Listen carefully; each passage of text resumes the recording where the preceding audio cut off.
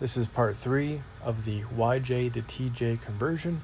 As always, guys, please wear the appropriate PPE for the job. And if you're unsure, have somebody who's licensed, insured, and experienced to do the work necessary.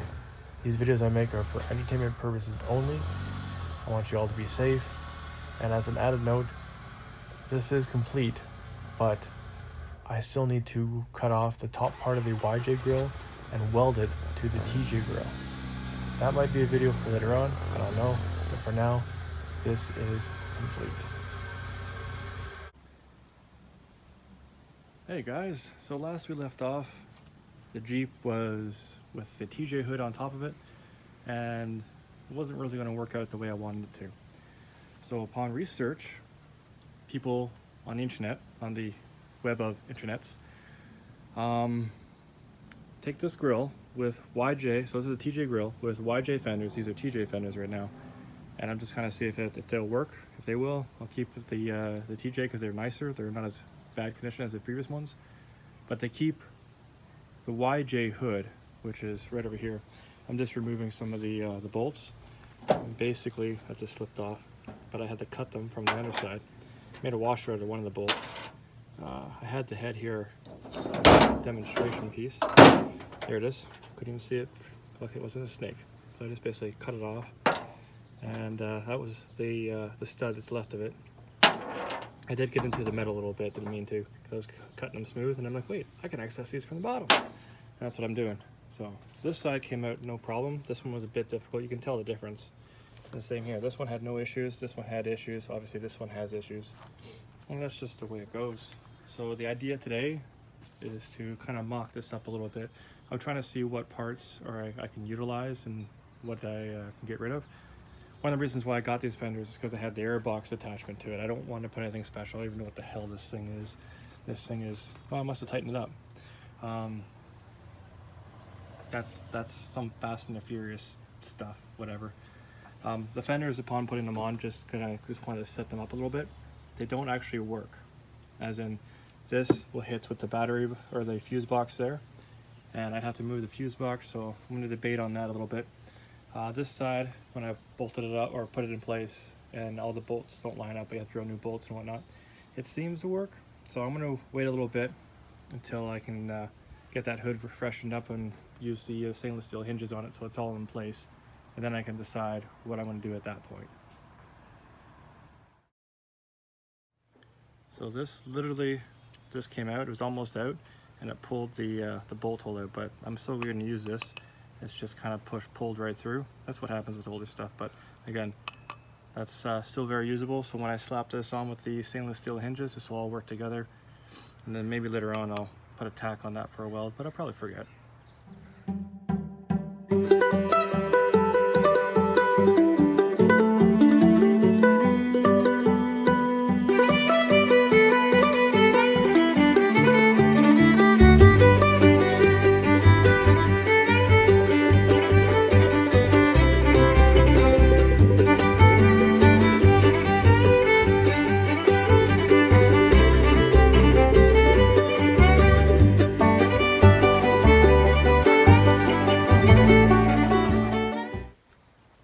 Okay, so basically, I have the YJ hood, and this is a YJ grill. I'm going to cut this part off, weld it to the top of this, and it'll fill in the open spaces here. Like, that's not going to happen today, but that's down the road.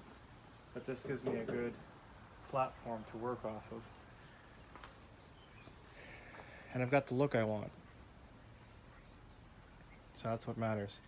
Now there's going to be lots of fabrication and whatnot to cut, hack, and slash, so to speak. But you know what? I'm kind of happy with the way it's turning out.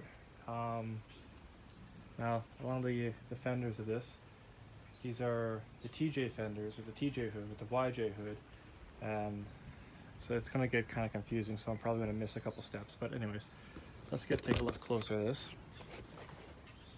So this here will be the gap that fills this in, going across here like that.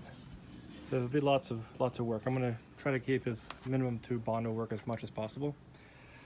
I'm probably going to steal that mount off of this and then have it go into this mount here. So that grill is completely cut up and scavenged to this. I want to see if I can use the TJ clips. So I can use that. So far it looks pretty decent. Like I just used a pair of vice grips here. Like I don't care about that little bit there, it doesn't matter. So that makes things a lot easier as far as kind of, you know, get things to work. Obviously, because that's there, like the vice grips that being there, I have to drill new bolt holes and stuff like that, or I might drill new holes through here and then use the old screws, which is probably what I'm going to do. So that's cool. Very happy with that. These are going to be a hell of a thing. I don't even think I'll be able to get these off, to be honest. I was lucky I got the front window off, I believe.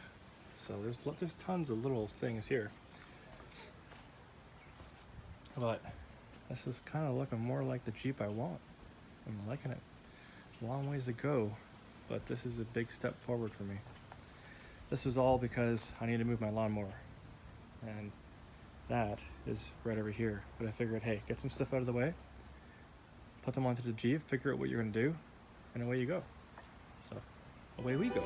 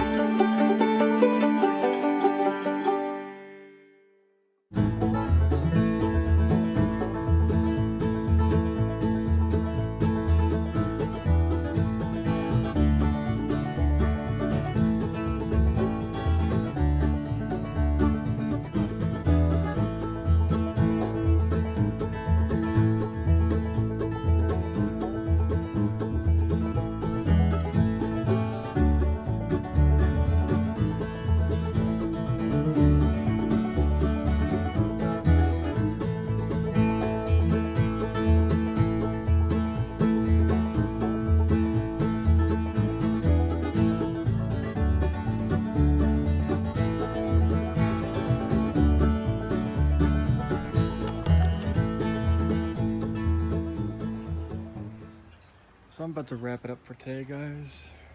Got one side on, the other side broke. So I have to I'll figure that out.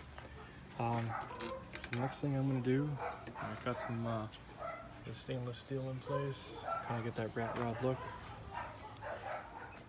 And yeah, so I'm gonna clean up around here and we'll get to moving this thing.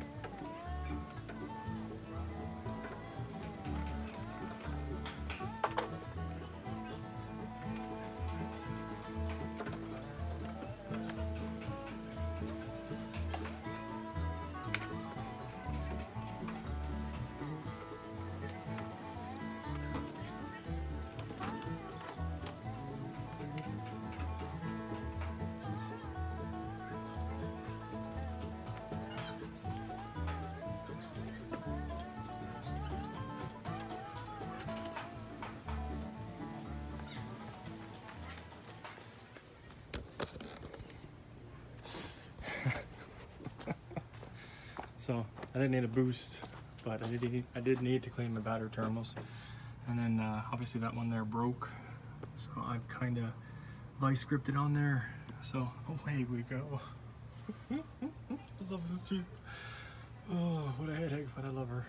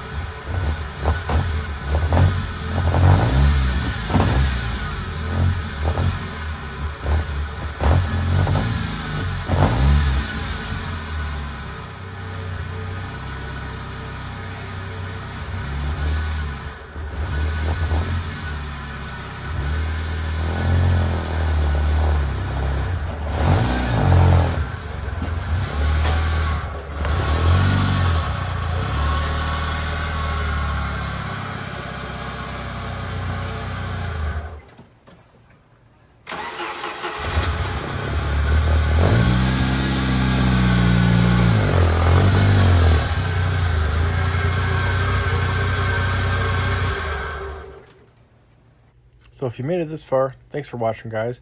And remember, keep those battery terminals clean. As for the rest of the vehicle, it's going to be a while before I get some time to work on it. And it's running like this because the fuel has been sitting in there for almost a year now. So that all being said, it could use some serious TLC. Peace.